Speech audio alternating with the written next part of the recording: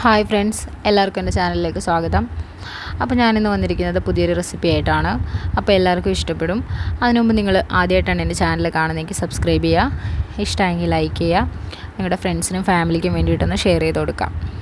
അപ്പോൾ ഞാനിന്ന് വന്നിരിക്കുന്നത് ഒരു ഞണ്ട് റോസ്റ്റ് റെസിപ്പി ആയിട്ടാണ്. അപ്പോൾ ഞണ്ട് ഒക്കെ കിട്ടുകയാണെങ്കിൽ ഇങ്ങനെ ചെയ്ത് നോക്കുകയാണെങ്കിൽ എല്ലാവർക്കും ഒരുപാട് ഇഷ്ടപ്പെടും. അപ്പോൾ എല്ലാവരും ഇതുപോലെ ഒന്ന് ട്രൈ ചെയ്ത് നോക്കുക. തീർച്ചയായിട്ടും എല്ലാവർക്കും ഇഷ്ടപ്പെടും. ഇഷ്ടമെങ്കിൽ കമൻറ്റിൽ പറയാം. അപ്പോൾ നമുക്ക് വീഡിയോയിലേക്ക് പോകാം. അപ്പോൾ ഞാനിവിടെ ഞണ്ട് എടുത്ത് വെച്ചിട്ടുണ്ട്. അപ്പോൾ ഞണ്ട് ഒന്ന് പുഴുങ്ങി വെച്ചേക്കുവാണിത്. പുഴുങ്ങി ഇനി ഇതൊന്ന് നന്നായിട്ട് ക്ലീൻ ചെയ്തെടുക്കണം. അപ്പോൾ ഇത് ഞണ്ടിന് ആവശ്യമായിട്ടുള്ള സാധനങ്ങൾ എടുത്തിരിക്കുന്നത് തക്കാളി, പിന്നെ കാന്താരിയാണ്, പിന്നെ കുറച്ച് സവാള, കൊച്ചുള്ളി, അതുപോലെ തന്നെ ഇഞ്ചി ഒക്കെ എടുത്തിട്ടുണ്ട്. അപ്പോൾ ആദ്യം നമുക്ക് ചെറിയ ഉള്ളി നന്നായിട്ടൊന്ന് ചതച്ചെടുക്കണം.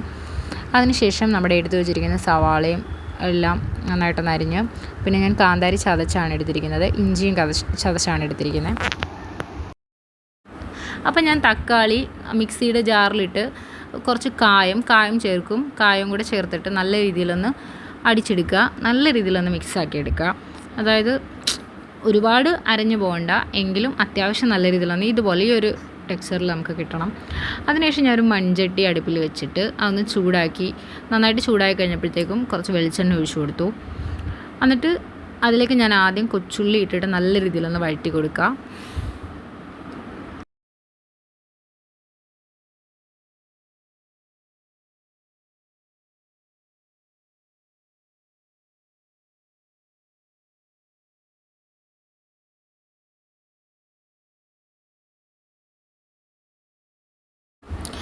അതിലേക്ക് എന്നിട്ട് ഓരോന്നായിട്ട് ഇട്ട് കൊടുക്കാം. ഉള്ളി നന്നായിട്ടൊന്നൊരു ബ്രൗൺ കളറൊന്നും ആയി കഴിയുമ്പോഴത്തേക്ക് അതിലേക്ക്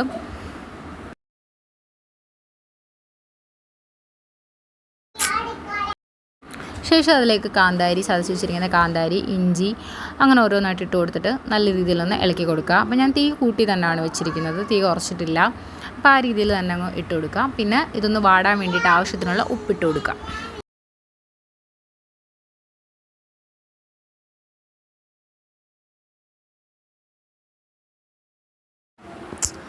ശേഷം കുറച്ച് ഉപ്പിട്ടിട്ട് നല്ല രീതിയിലൊന്ന് മിക്സ് ചെയ്ത് കൊടുക്കുക. അതിൻ്റെ പുറകോട്ടെല്ലാം സവാള ഇട്ട് കൊടുക്കുക.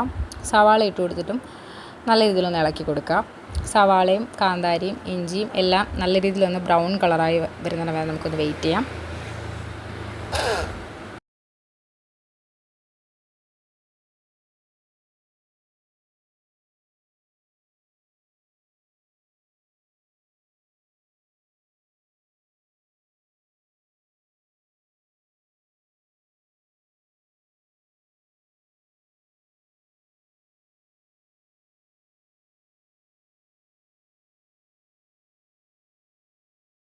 ഇപ്പോൾ ഇതൊരു ബ്രൗൺ കളറായിട്ടുണ്ട്. അപ്പോൾ ഞാൻ ഞണ്ട് എടുത്ത് ക്ലീൻ ചെയ്ത് വെച്ചിട്ടുണ്ട്.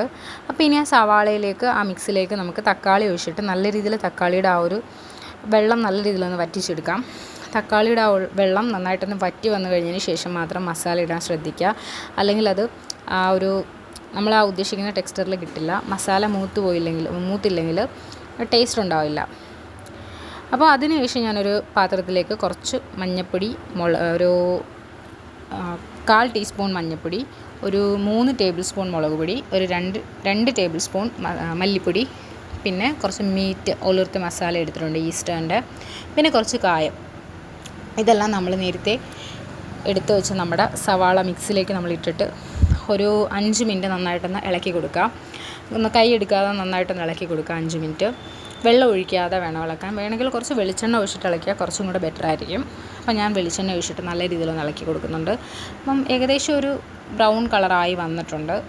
ഒരു ഗോൾഡൻ ബ്രൗൺ കളറായി വരുമ്പോഴത്തേക്ക് നമുക്ക് ഞണ്ടിട്ട് കൊടുത്തിട്ട് അത് എല്ലാം ഒന്ന് നന്നായിട്ടൊന്ന് കൂട്ടി യോജിപ്പിച്ച് കൊടുക്കാം. മിക്സിലേക്ക് നല്ല രീതിയിൽ ഞണ്ടിൻ്റെ ആ ഒരു മിക്സ്. അപ്പോൾ ഈ ഞണ്ട് വേവിച്ച വെള്ളം നമ്മൾ കളയരുത്. അതിൽ കുറച്ച് ഒഴിച്ചു കൊടുത്താൽ കുറച്ചുകൂടി ടേസ്റ്റാണ്.